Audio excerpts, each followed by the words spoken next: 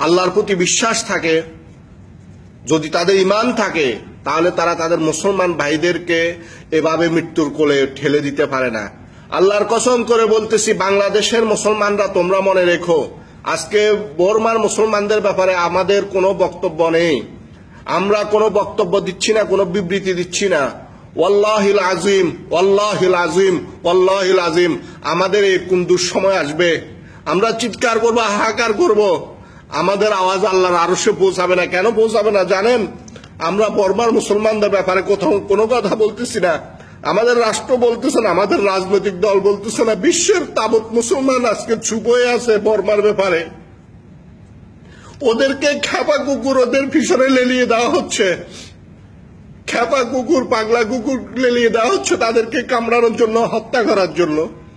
তাদের শরীর থেকে পাও বিচ্ছিন্ন করে ফেলা হচ্ছে, তাদের কলিজাকে ছিঁড়ে কুকুরকে খাওয়ানো হচ্ছে।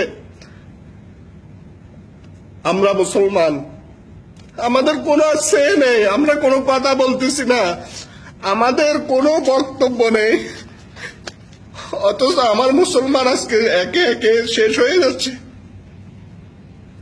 কাশ্মীরের মুসলমানদেরকে শেষ করে দেওয়া হচ্ছে, ফিলিস্তিনের মুসলমানদেরকে শেষ করা হচ্ছে, ইয়েমেনের মুসলমান শেষ হয়ে যাচ্ছে, সুরিয়ার মুসলমান শেষ হয়ে যাচ্ছে।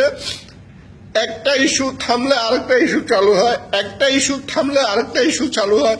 একটা দেশের উপর নির্যাতন বন্ধ হলে পর্যায়ক্রমে আরেকটা দেশে শুরু হয়ে যায়। ও মুসলমান, আমাদের কি করার কিছু নেই?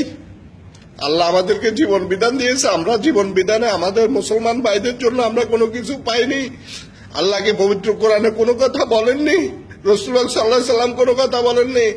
আমাদের দেশে এত আলেম ওলামা, এত হক্কানি আলেম, এত ফির মাশায়েখ, কিন্তু তাদের কোনো বক্তব্য নেই বর্মার মুসলমানদের ব্যাপারে।